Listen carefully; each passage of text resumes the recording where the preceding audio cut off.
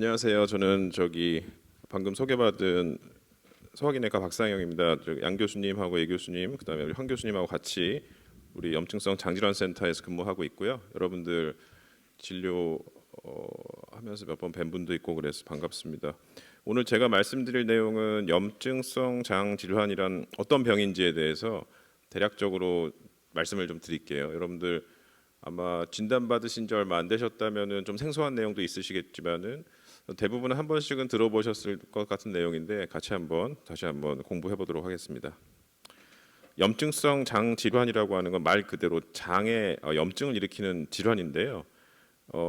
이제 소화관이라고 해서 저희가 입에서부터 식도, 위, 십이지장, 소장, 대장에서 항문까지 그 소화관을 침범하는 원인 불명의 염증성 질환으로 이해를 하시면 되겠습니다.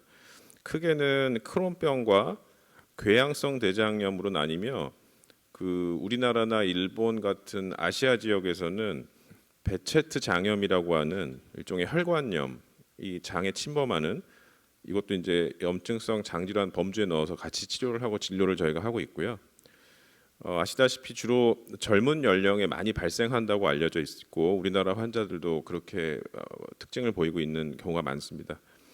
그리고 이제 많이 궁금해들 하시는 게 이제 치료가 단기간에 끝나지 않는 경우가 대부분이고 평생 치료를 해야 된다는 점에서 이제 처음에 진단받으시면 환자분들하고 특히 보호자분들하고 많이 좀 어떨 땐 충격을 받으시기도 하는데 이제 당뇨병이나 고혈압 같이 이제 약을 좀 평생 꾸준히 드시면서 관리하는 질환으로 이해를 하시면 될 것 같습니다. 이건 이제 내시경 사진인데요.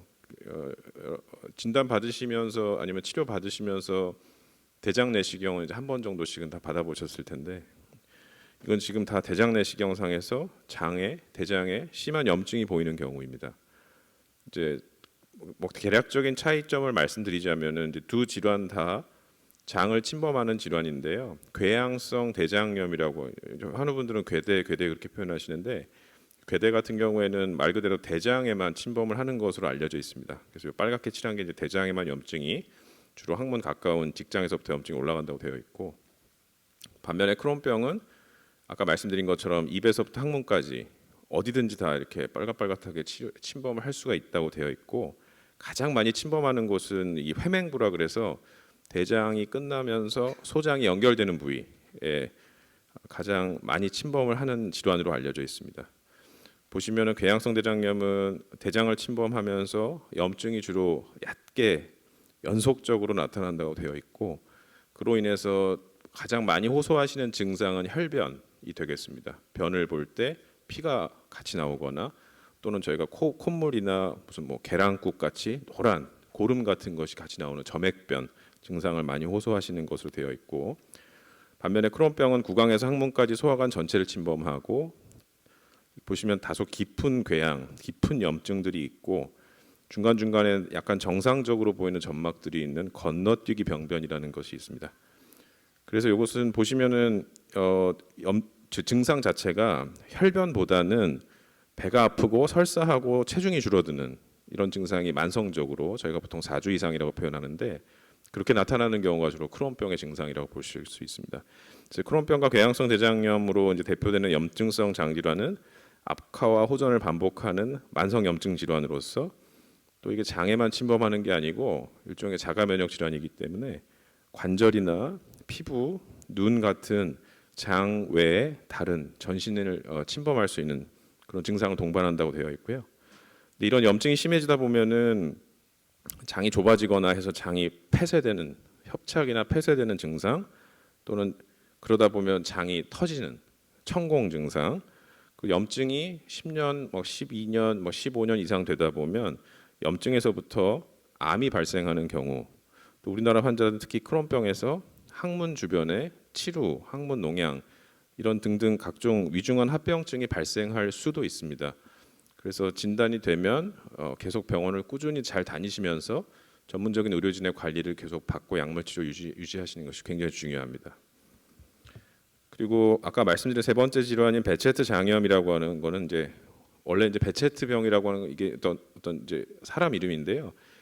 이 우리 몸에 있는 혈관에 생길 수 있는 염증, 원인 미상의 염증 질환인데 그게 주로는 관절이나 피부, 무슨 신경계통, 눈 이런 데 생기는데 이게 한 3에서 25%에서는 장을 침범한다고 되어 있고 이것도 아까 말씀드린 대장과 소장이 연결되는 회맹 부위, 그 크론병이 자주 침범하는 부위와 굉장히 유사한 위치에 이렇게 깊은 궤양을 유발한다고 되어 있습니다. 그래서 진단에 따라서는 아주 전형적인 베체트 장염인 경우도 있고 따라서는 때에 따라서는 좀 애매하게 이제 비전형적이지만 진단을 붙이고 치료하는 경우도 있고요. 그다음에 주로 류마티스 내과와 협진을 하면서 전신 베체트병을 동반하는 경우도 있지만 그 입이 약간 허는 정도의 좀 비특이적인 증상이 있으면서 그 내시경적으로는 전형적인 베체트 장염으로 진단을 받고 소화기 내과에서 주로 치료하시는 경우들도 있습니다. 그럼 이제 저희한테 진료실 오시면 가장 많이 물어보시는 게 도대체 이 병을 왜 걸렸느냐, 나 우리 애를 이렇게 애지중지 키웠는데 도대체 이게 무슨 일이냐라고 말씀하시는 분들 가끔 있는데요. 저희도 잘 모릅니다. 이제 원인 미상으로 알려져 있고 유전적인 요인이 좀 일부 있는 것으로 생각은 하고 있습니다. 저희 병원에서도 이제 연구를 많이 하고 계시고 전 세계적으로도 연구를 많이 하고 있는데 어떤 유전적인 뇌가 갖고 있는 뭐 DNA 같은 거 어떤 위치 그런 결과 이런 거에 따라서 약간 어떤 유전적인 요인도 있는 것으로 생각을 하고 있습니다. 하지만 이게 이제 아직은 유전병이라고까지 말을 할 수는 없고 내가 크론병이 있다가 내가 궤양성 대장염이 있다고 해서 우리 아이한테 꼭 유전이 된다 이렇게 말씀드릴 수는 없는 병이라는 것 분명히 알고 계셔야 되고요. 요즘 많이 관심들 가지시는 장내 미생물, 그러니까 뭐 유익균, 뭐 유해균 뭐 이렇게 말씀하시는 거 있잖아요. 그런 장내 미생물의 변화 또 원인일 수도 있겠다라는 이제 의견들이 있어서 연구가 많이 이루어지고 있고 어떤 여러 가지 요인에 의해서 체내 면역 시스템, 우리 몸의 면역 시스템에 좀 이렇게 불균형이 오는 경우에 이 병의 원인일 수도 있겠다 이런 의견도 있습니다. 그리고 이제 뭐 음식이나 흡연, 또 대기오염 뭐 이런 것들도 어느 정도 기여를 할 수 있지 않겠는가 이렇게 생각하고 있어서 여러 가지 원인이 많다는 얘기는 잘 모르겠다는 거거든요. 이러한 것들이 다 복합적으로 작용해서 병이 생기는 것이 아닌가 생각을 하고 있습니다.